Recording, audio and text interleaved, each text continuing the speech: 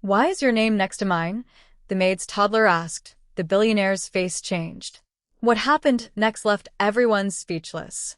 Nobody in that house knew a 3-year-old's tiny finger was about to unravel a secret that had been buried for over 30 years. What I'm about to tell you isn't just a story. It's something that actually shakes you, the kind of story that makes you call your mom right after watching it.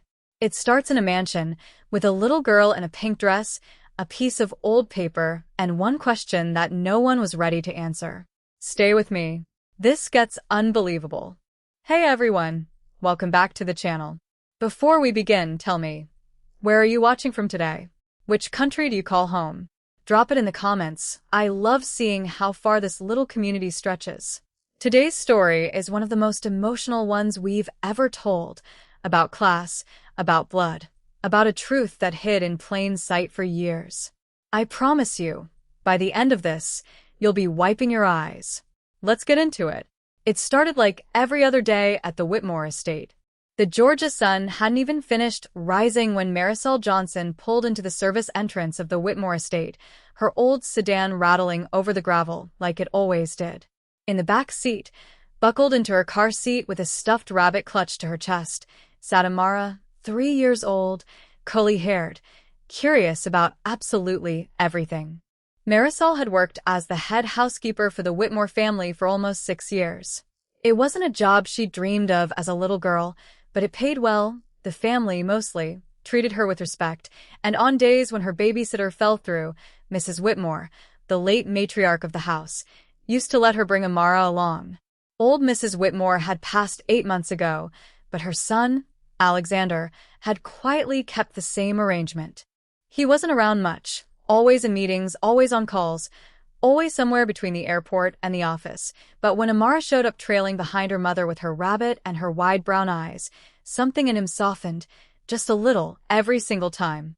Alexander Whitmore was 34 years old, and by every outward measure, he had everything. 3 companies under his name, a mansion with 12 bedrooms he barely used, a private jet he took more often than his own car, and a face that had been on the cover of 2 business magazines that year alone. But if you looked closely, really closely, you'd notice the tired lines forming around his eyes that money couldn't smooth away, and the way he sometimes stood in the middle of his enormous empty house like he wasn't quite sure what any of it was for. He hadn't planned on being alone at 34. He hadn't planned on inheriting a company his father built while grieving a mother who died before she got to see him truly happy. He hadn't planned a lot of things. But that particular Tuesday morning, he definitely hadn't planned on what was about to happen in his study. Marisol got Amara settled in the small playroom just off the kitchen, the one Mrs. Whitmore had set up years ago for when the housekeeper's babies come along, as she used to say with a wink. Marisol kissed her daughter's forehead, told her to stay put and be a good girl, and went to start on the West Wing. But Amara, as 3-year-olds do, had other plans. She toddled out of the playroom the second her mother's footsteps faded down the hallway. The house was massive, full of long carpeted corridors and closed doors that seemed to beg to be opened. She wandered past the grand staircase, past a hallway lined with oil paintings of stern-looking men she didn't recognize, until she reached a door that was slightly ajar. Warm light spilled out from inside. She pushed it open with both hands. It was Alexander's study, dark wood shelves stacked with old books, a heavy mahogany desk, tall windows that looked out over the back gardens. Alexander himself was standing at the desk, sorting through a stack of old documents his father's estate attorney had dropped off the week before. Papers he hadn't had the courage to go through until now. Family records. Old ledgers. A leather-bound family register that dated back generations. Births, marriages, land deeds, notes scribbled by his great-grandfather in fading ink. He didn't hear the door creak open. He didn't notice the small figure padding across the Persian rug until a tiny hand landed flat on the corner of the desk. "Hi," Amara said simply, peering up at him with zero hesitation, the way only a 3-year-old can look at a stranger twice her height and feel completely unbothered. Alexander blinked, startled out of his thoughts. "Well, hello there," he said, a small, surprised smile breaking across his face, the first real smile he'd worn all week. "Aren't you supposed to be in the playroom, little miss?" Amara didn't answer. Instead, her eyes had already drifted past him to the papers spread across the desk, specifically to the old leather register, still open to a page dense with looping, old-fashioned handwriting. Something about the page caught her attention, the way toddlers are sometimes inexplicably drawn to the exact thing adults wish they weren't. She reached out and pointed one small finger at a name near the top of the page. "That's my name," she said matter-of-factly. Alexander chuckled, assuming she was simply mistaken, the way kids often are. "I don't think so, sweetheart. That's a very old book." But Amara shook her head stubbornly, her little brow furrowing in that determined way only toddlers manage. She pointed again, more insistently this time, her fingernail tapping right beside a name written in faded cursive. "Amara Johnson," she said slowly, sounding out the syllables the way her mother had been teaching her. Then her finger slid a few inches over, to another name on the same page, one written in a different hand, in different ink, but positioned strangely close. "Alexander Whitmore," she read because Marisol, ever the patient teacher, had spent the last few months drilling her daughter on sight words, and among the very first words Amara had ever learned to recognize was the name of the man who signed her mother's paycheck every 2 weeks. Alexander's easy smile faltered. He leaned down slowly, his eyes narrowing as he actually looked, really looked, at the page his father's attorney had left for him. And there, in ink that had gone slightly brown with age, was something he had never noticed before. Something buried on a page he'd flipped past a dozen times that week without truly reading. 2 names, written close together. Too close together to be a coincidence. "Why is your name next to mine?" Amara asked, tilting her head, completely unaware of the storm she had just set loose. Alexander didn't answer. He couldn't. His mouth had gone dry, his mind spinning backward through years of family history he thought he understood completely. What happened next left everyone speechless. He should have laughed it off. He didn't. For a long moment, Alexander Whitmore simply stared at the page, his heart doing something strange and unfamiliar in his chest, a mixture of confusion, disbelief, and something else he couldn't quite name yet. Fear, maybe, or the beginning of it. "Sweetheart," he said carefully, crouching down to Amara's eye level, "can you show me exactly where you saw that?" Amara, delighted to have an adult's full attention, jabbed her finger back at the page with theatrical confidence. "Right there," she said. "And there." He followed her finger. The register was a family record book, the kind wealthy old Southern families used to keep for generations, documenting births, deaths, land transfers, sometimes even debts and favors owed between families. His great-grandfather had started it. His grandfather had continued it. His father, Richard Whitmore, had made sparse entries in it over the decades, mostly recording the births of Alexander and his late brother, Thomas, and a handful of business dealings. But this page was different. This page wasn't in his great-grandfather's handwriting, or his grandfather's, or even his father's formal script. This entry was recent, the ink still relatively fresh compared to the yellowed pages around it. And it wasn't about land or money. It was a private note, tucked in the back of the ledger where family secrets sometimes hide in plain sight, disguised as boring paperwork nobody bothers to read. Amara Johnson, daughter of Marisol Johnson, born March 4th, recorded per instruction of R. Whitmore, to be honored alongside Alexander Whitmore in matters of the estate, in accordance with the promise made to Thomas. Alexander read it 3 times before the words actually settled into his brain. In accordance with the promise made to Thomas. Thomas, his older brother, the brother who had died in a car accident nearly 4 years ago, before Alexander had even taken over the company, before their mother had gotten sick, before any of the chaos of the last several years had begun. Thomas, who everyone in the family still spoke about in hushed, careful tones, like his name itself was fragile. Alexander sat down slowly in his desk chair, the old leather creaking under him, his eyes never leaving the page. His father, Richard, had died just over a year ago, quietly, in his sleep, after a long battle with heart disease.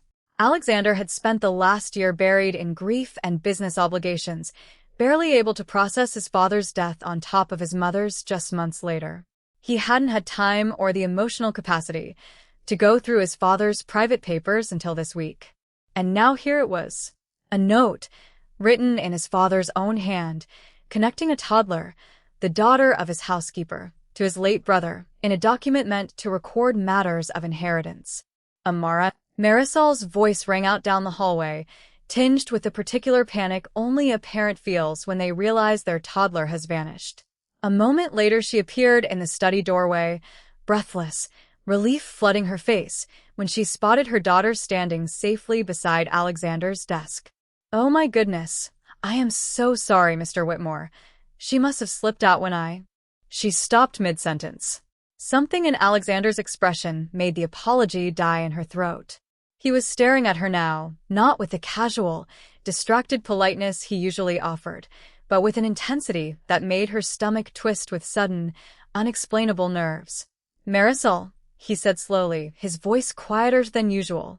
"Can I ask you something? And I need you to be completely honest with me." Marisol's hands instinctively found her daughter's shoulders, pulling Amara gently against her legs, a protective instinct kicking in even though she didn't yet understand what was happening. "Of course," she said carefully. "What is it?" Alexander turned the old ledger around on the desk so it faced her, his finger resting beside the entry his father had written. "Did you know my brother, Thomas?" The color drained from Marisol's face so fast, so completely, that Alexander didn't need her to answer out loud. He already had his answer. Her lips parted. Nothing came out at first. Amara, sensing the sudden tension in the room, looked up at her mother's face and then at Alexander's, her small brow furrowing with the particular confusion of a child who knows something important is happening but doesn't understand what. "Mr. Whitmore," Marisol finally whispered, her voice shaking. I think we need to sit down." The truth came out when no one expected it. They moved to the two leather chairs by the window.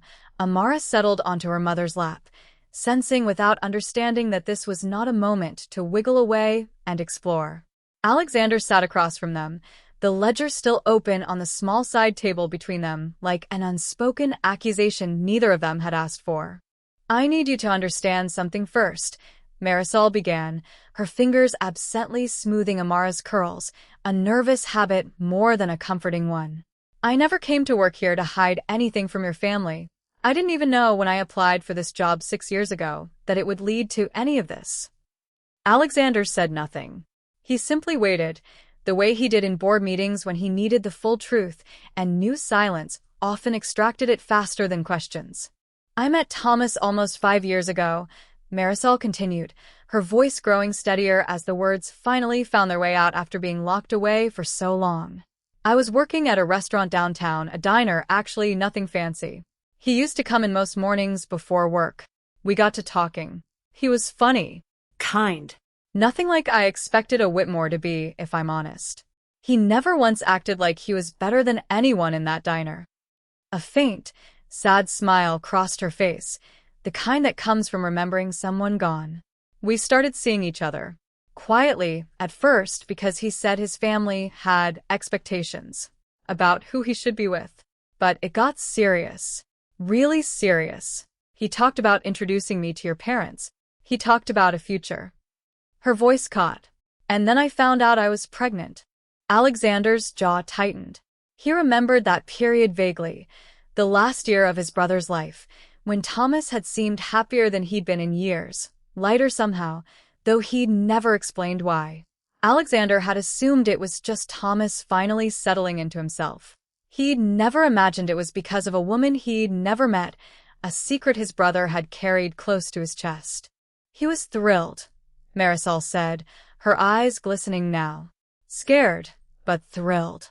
He told me he was going to talk to your father, tell him everything, make sure Amara would be taken care of no matter what happened, no matter what your family thought of me.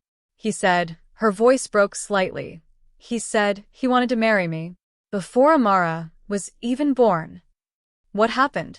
Alexander asked quietly, though some sick part of him already knew. "The accident happened 3 weeks after he told me that," Marisol whispered. "Before he ever got the chance to talk to your father. Before anyone in your family knew I existed. I was 5 months pregnant when he died, Mr. Whitmore. And I had no proof of anything. No ring, no public relationship, nothing except a phone full of messages and a heart that was completely shattered. I wasn't about to walk into a family like yours, grieving and devastated, and claim I was carrying your brother's child. Who would have believed me? What would that have looked like? Alexander sat back, the weight of the story settling over him like a physical thing. His brother had died with a secret this big, this important, locked inside him. And their father. My father knew, Alexander said slowly, the pieces sliding into place with sickening clarity. Didn't he? Marisol nodded, wiping quickly at her eyes. About 8 months after Amara was born, your father found me. I don't know how, a private investigator, maybe, or something Thomas had written down somewhere that he found. He showed up at my apartment one evening, alone, no lawyers, nothing official. He just looked at her, held her for a long time. He cried, Mr. Whitmore. Your father, this powerful, serious man, sat in my tiny apartment and cried holding his granddaughter. Alexander felt something crack open in his own chest at those words, a grief so specific and so unexpected it nearly stole his breath. He didn't want a scandal, Marisol continued. He said your mother was already fragile, that the company was going through changes, that going public with everything would only cause pain without changing anything. But he swore to me he would do right by her. He offered me the housekeeping position so I could be close, so he could watch her grow up, without the whole world knowing why. And he told me he was recording everything quietly, privately, so that one day, when the time was right, she would be acknowledged, officially, as Thomas's daughter and part of this family. And he never told me, Alexander said, his voice barely above a whisper, equal parts hurt and disbelief. He was going to, Marisol said gently. He told me himself just months before he passed. He said he was waiting for the right moment. He said you were carrying so much already, the company, your mother's illness, and he didn't want to add one more heavy thing to your shoulders until you were ready. I think. She hesitated. I think he ran out of time. The room fell silent except for Amara's soft humming as she played with the edge of her mother's sleeve, blissfully unaware that she was, in this very moment, the answer to a question her uncle hadn't even known to ask. Alexander looked at the little girl on Marisol's lap, the curly hair, so like his mother's old photographs. The stubborn set of her jaw, so like Thomas's, even at 3 years old. His niece. His actual, blood-related niece, who had been dusting his bookshelves and folding his laundry's household routines from a distance for years without either of them knowing what they truly were to each other.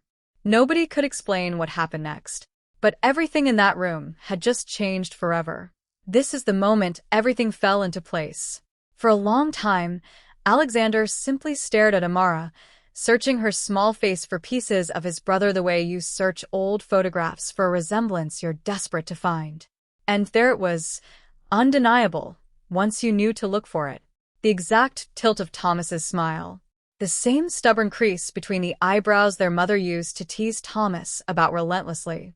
I don't know what to say, Alexander admitted quietly, his usual polished composure completely gone, stripped away by the rawness of the moment. Marisol, I'm so sorry.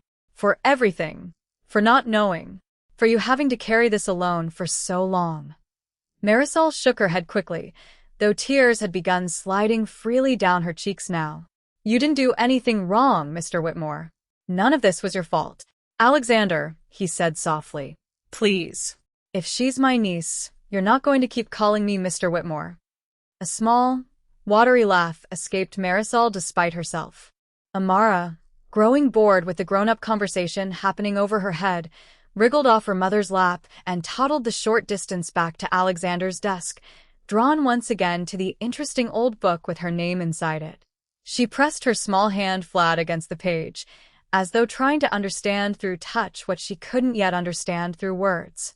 Is this really my name?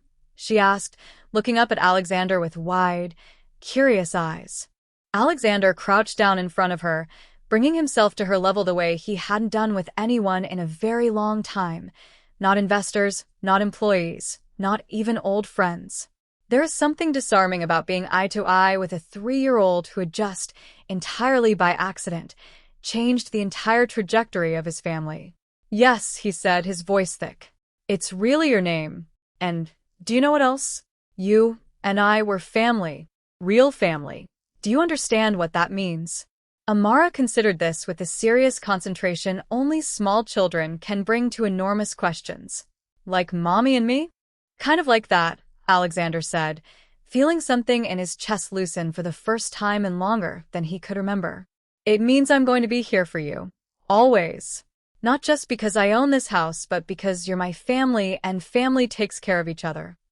Marisol had risen from her chair, standing a few feet away, watching this exchange with an expression caught somewhere between disbelief and cautious hope. 6 years she had carried the secret. 6 years of watching her daughter play in a mansion that, by rights, was partially hers, waiting for a moment she'd stopped believing would ever actually come. "I need to see everything," Alexander said, straightening up and turning back to Marisol, his voice regaining some of its usual businesslike clarity, though his eyes were still red-rimmed. "Every message you have from Thomas. Any proof you're comfortable sharing. Not because I don't believe you, I do. Completely looking at her is enough proof for me, but because if my father intended for her to be legally recognized as part of this family, then that's exactly what's going to happen. Properly. Officially. Nothing hidden anymore." Marisol pressed a hand to her mouth, overwhelmed. "I never wanted anything from your family, Alexander. I want you to understand that. I took this job because it let me be close to people who loved Thomas as much as I did, not because I wanted." "I know," Alexander interrupted gently. "I know that. And that's exactly why this is going to be different than you're imagining. This isn't about money or the estate, though obviously that's part of honoring what my father intended. This is about a little girl who deserves to grow up knowing her father's family, knowing where she comes from, knowing she was loved and wanted by people who never even got the chance to tell her so." He looked back down at Amara, who had lost interest in the conversation entirely and was now attempting to climb into his desk chair, her tiny sneakers dangling well above the floor. "There's something else," Marisol said quietly, and something in her tone made Alexander go still again. "Your father, he didn't just record her in that ledger. He left a letter.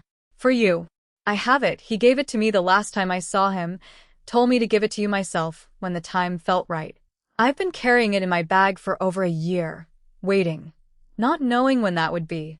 She let out a shaky breath.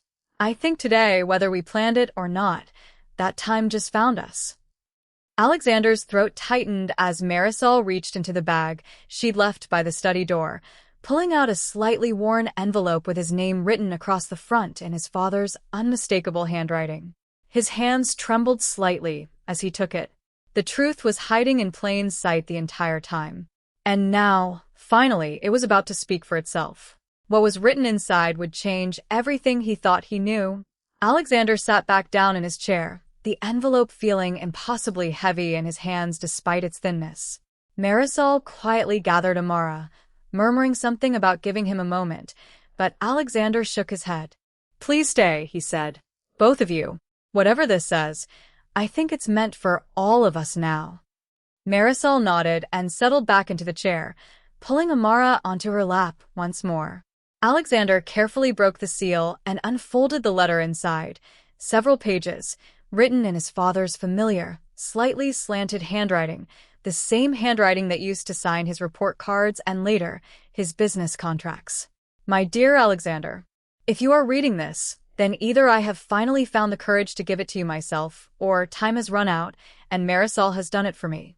I suspect, given how I've handled this, it's likely the latter, and for that, I am deeply sorry. I need to tell you about your brother. Thomas found real love in the last year of his life, the kind of love your mother and I always hoped both of you would find. Her name is Marisol, and by the time you read this, you will likely have met her daughter, Amara, your niece, and the very last piece of Thomas that remains in this world." Alexander had to stop for a moment, pressing the back of his hand briefly against his eyes before continuing. "I know I should have told you sooner. I told myself I was protecting you, protecting your mother, who was already so fragile, protecting the company during a period of transition, protecting Amara from a public spectacle before she was old enough to understand any of it. But the truth, son, is that I was protecting myself. Grief made me a coward in ways I'm not proud of. Every time I looked at that little girl, I saw Thomas so clearly it nearly broke me all over again, and I told myself I needed more time before I could face sharing that pain and that joy with you. I want you to know that I made sure Amara would be provided for regardless of when this truth came out. She is recorded in our family ledger, as our family has always done for generations, and my attorney has instructions, sealed until you found this yourself, to ensure she and her mother are formally included in matters of the estate, education, and inheritance, exactly as Thomas would have wanted, exactly as any child born into this family deserves. But Alexander, I'm not writing this letter to talk about money or legal matters. Those things will sort themselves out. I'm writing because I want you to know your niece. I want you to be the Uncle Thomas would have wanted for her, the same way you were always the brother he was so proud of. You've spent so many years, especially since the company became your full responsibility, believing that love and family had to come after success, after obligation, after everything else was handled. I am asking you, as my final request as your father, not to make that mistake with Amara. Children don't wait for convenient timing. They need you now exactly as they are. Take care of her.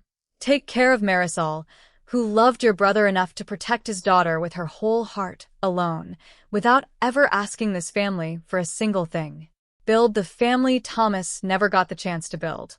Let this little girl grow up knowing she was wanted, not as a secret, not as an obligation, but as exactly what she is, a Whitmore, through and through, with all the love that name should carry. I love you, son. I'm proud of everything you've built, but I hope, more than anything, that this letter helps you build something even more important than the company. Your father always... Richard. Alexander lowered the letter slowly, his hands shaking, tears he made no attempt to hide sliding down his face. Across from him, Marisol was crying openly too, one hand pressed to her chest as though trying to hold her own heart together. Amara, sensing the emotional weight in the room even without understanding the words, slid down from her mother's lap once more and walked over to Alexander, patting his knee gently the way toddlers do when they sense someone is sad and want, in their small and instinctive way, to help. Don't cry, she said simply, with the uncomplicated wisdom of a 3-year-old. Alexander let out a broken laugh through his tears, scooping her up gently into his arms for the first time, his niece, his brother's daughter, the family he never knew he'd been missing. I'm not sad, sweetheart, he whispered, holding her close. I promise. These are happy tears. Everyone thought they knew the story. They were completely wrong. And what came next would prove that some family bonds can never truly be broken, only hidden, waiting for the right moment to come home. The next few weeks would change 3 lives forever. News like this doesn't stay contained, even in a family as private as the Whitmores. Within 2 weeks, Alexander had done exactly what he promised, quietly, respectfully, but completely.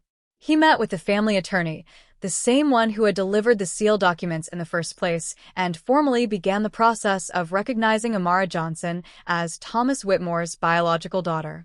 There were DNA tests, of course. Alexander insisted on them not because he doubted Marisol's story, but because he wanted everything done properly, legally, beyond any possible question, so that no one could ever challenge Amara's place in the family later.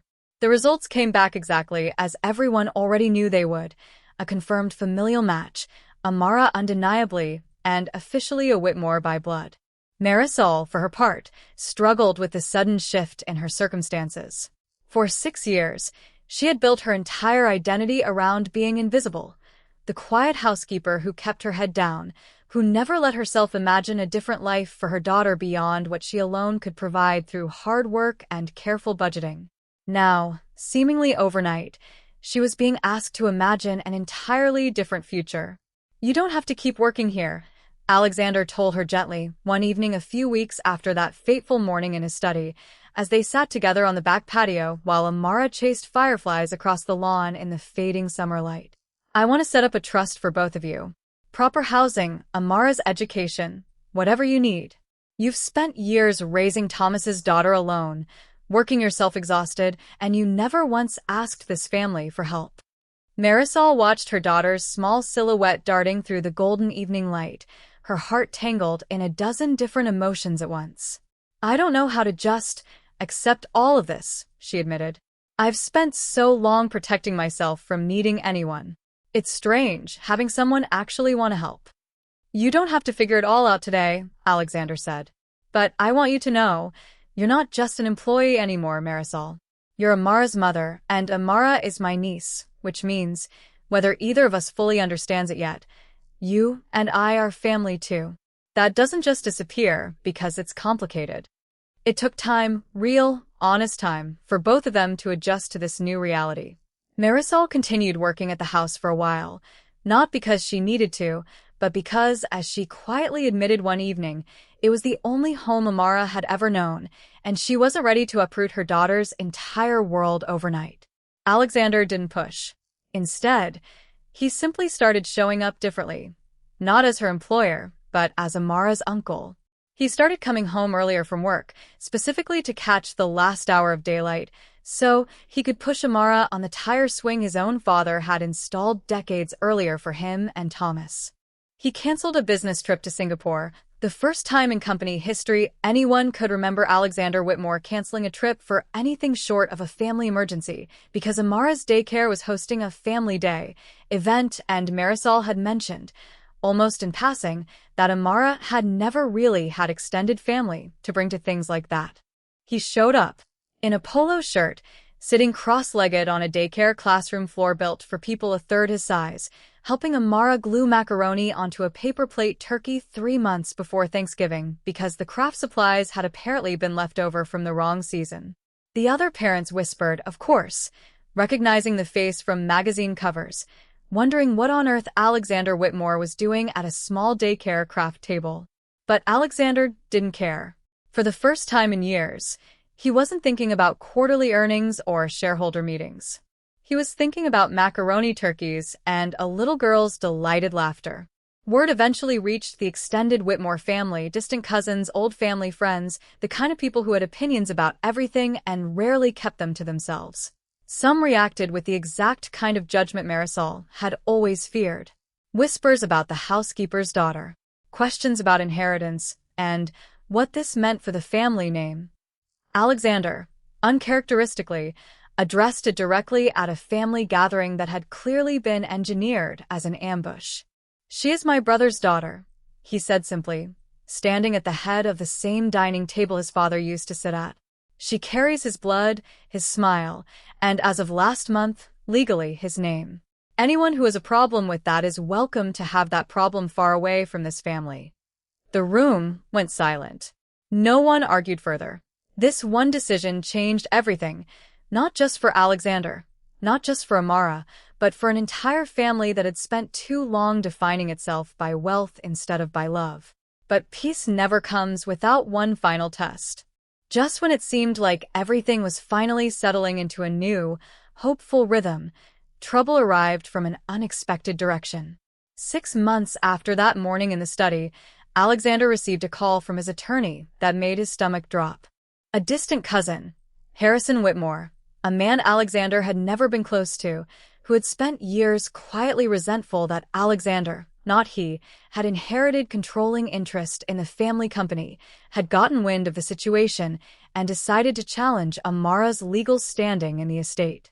His argument was calculated and cold, that Richard Whitmore's private ledger entries and unofficial acknowledgement held no formal legal weight, that the trust Alexander had set up for Amara could be challenged as an improper use of estate funds, and that, without a will explicitly naming Amara before Richard's death, her claim to any part of the family's assets was legally shaky at best. He's threatening to take this to court, the attorney explained over the phone, Alexander's knuckles whitening around his coffee cup as he listened. It could get ugly, Alexander. Public. The kind of thing tabloids love to chew on for months. For a moment, old instincts kicked in, the instinct to protect the company, to avoid scandal, to handle things quietly and privately the way his father always had. But then he thought of Amara, Asleep down the hall in the room Marisol still occasionally stayed in when she worked late, her small hand curled around the same stuffed rabbit she'd had that first day in his study. He thought of his father's letter, the plea written in trembling handwriting. Let this little girl grow up knowing she was wanted. Let him take it to court, Alexander said finally, his voice steady despite the storm building in his chest. I have the DNA results. I have my father's letter. I have the ledger entry in his own handwriting. And I have absolutely nothing to hide. If Harrison wants a public fight, I'll give him one, but I promise you, he will lose, and he will lose badly, and every ounce of goodwill this family has left will disappear for him the moment this becomes public. Marisol, when she heard about the lawsuit, went pale with a fear that Alexander recognized instantly, the same fear she'd carried for years before that morning in the study, the fear of not being believed, of being seen as an opportunist rather than a grieving mother who had simply loved someone. What if they turned this into something ugly? She asked, sitting across from him in the study that had become, in some strange way, the emotional heart of this entire journey. What if people think I planned this? That I'm just after your family's money? They won't think that, Alexander said firmly, because it isn't true, and the truth has a way of being obvious once people actually look at it. Marisol, you spent 6 years working, exhausted, asking for nothing, hiding a truth that could have made your life infinitely easier if you'd wanted to exploit it. That's not the profile of someone chasing money. That's the profile of someone who loved my brother enough to protect his daughter, even when it cost you everything. The legal battle, when it finally unfolded, was swift and, ultimately, decisive. Harrison's case crumbled almost immediately under the weight of the evidence. DNA results that left no room for doubt, Richard Whitmore's handwritten ledger entry, and, most powerfully, the letter Richard had left for Alexander, which the judge read in full during proceedings, visibly moved by a dying father's final wish for his family. Harrison, humiliated and exposed as motivated by nothing more than resentment and greed, withdrew his claim before the case even reached a verdict, quietly disappearing from family gatherings altogether in the months that followed. But something unexpected happened in the process. The story, despite everyone's fears, did eventually reach the press, not through scandal, but through a local reporter who caught wind of the moving family letter read aloud in court and, with Alexander and Marisol's careful permission, turned it into a heartfelt feature about a father's dying wish, a hidden love story, and a family finally made whole. Instead of judgment, the public responded with overwhelming warmth. Letters poured in from strangers around the country, sharing their own stories of hidden family, of children finally acknowledged, of love that outlasted loss. Everything looked like it might fall apart. Instead, it became the very thing that finally brought this family together for good. A year later, everything looked different, in the best possible way. 1 year after that ordinary Tuesday morning when a curious toddler wandered into a billionaire study, the Whitmore estate looked and felt like an entirely different place. The formal, echoing hallways that once felt more like a museum than a home were now scattered with small reminders of a 4-year-old's presence, a scooter parked haphazardly by the front door, crayon drawings taped proudly to the refrigerator, a small pink bicycle with training wheels leaning against the porch railing. Marisol no longer worked as the housekeeper. After months of careful, gentle conversations, she had finally accepted Alexander's help, not as charity, but as what it truly was, family taking care of family. She had gone back to school, something she'd given up years earlier when Amara was born, pursuing a degree in early childhood education, a field she'd discovered a passion for during years of caring for other people's children before finally being free to focus fully on her own. Alexander had changed, too, in ways that surprised even him. He'd hired a new COO to handle day-to-day operations at his largest company, deliberately carving out more time for the parts of life he'd spent years neglecting. He coached Amara's tiny soccer team on Saturday mornings, a sight that still made longtime employees do a double-take whenever photos surfaced on the company's internal newsletter. He'd converted one of the mansion's unused guest rooms into a proper little girl's bedroom, not out of obligation, but because Amara, more often than not, ended up staying over, curled up asleep on the couch after movie nights that ran too late. The family ledger, the very book that had started it all, now sat prominently displayed in the study, no longer hidden away in a stack of estate documents, but honored as what it truly represented, proof that love, even when hidden or delayed, finds its way home eventually. On the anniversary of that first morning, Alexander planned something special. He gathered Marisol and Amara in the garden behind the house, near the old oak tree his father used to sit under with Thomas and Alexander when they were boys.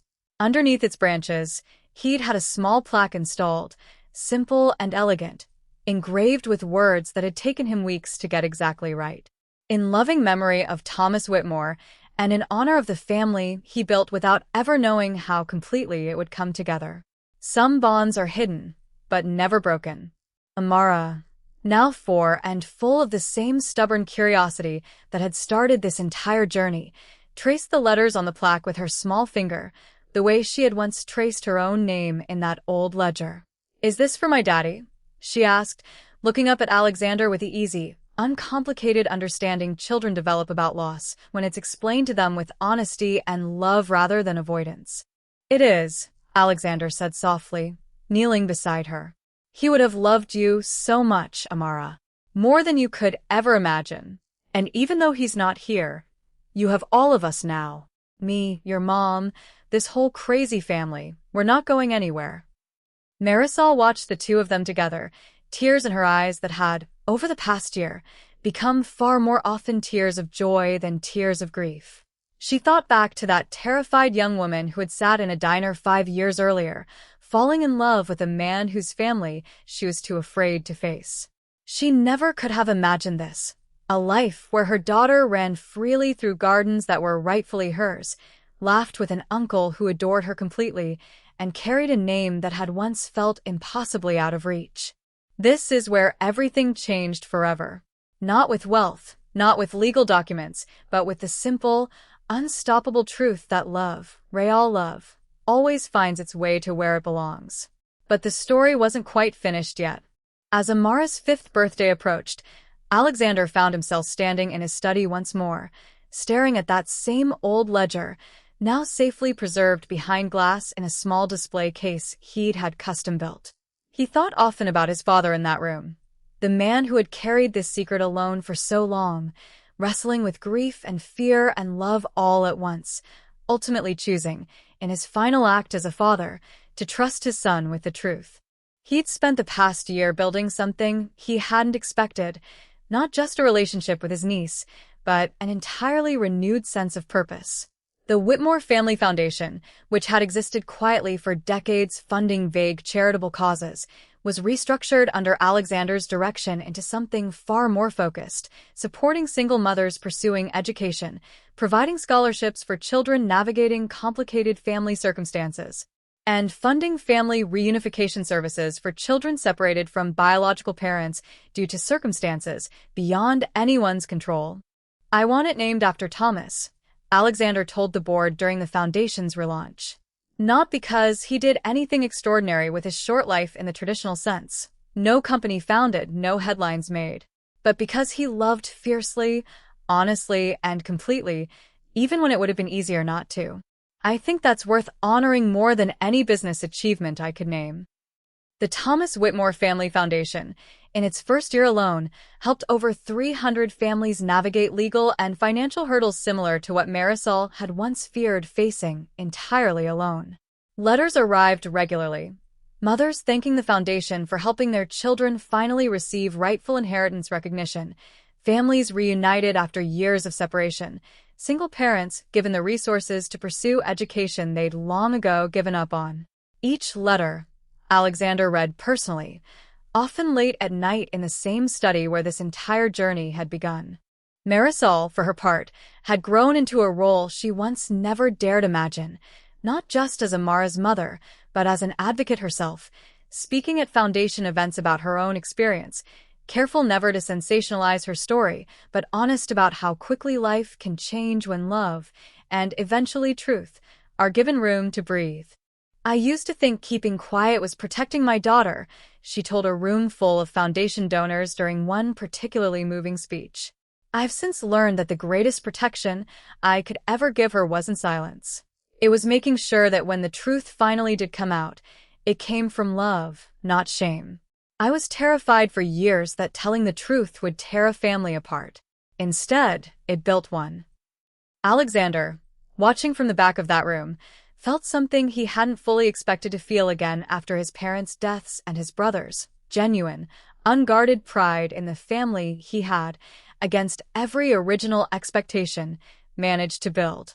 That evening, driving home together, Amara chattered happily in the back seat about her upcoming birthday party, insisting for the third time that week that she wanted a unicorn cake exactly like the one in her favorite book.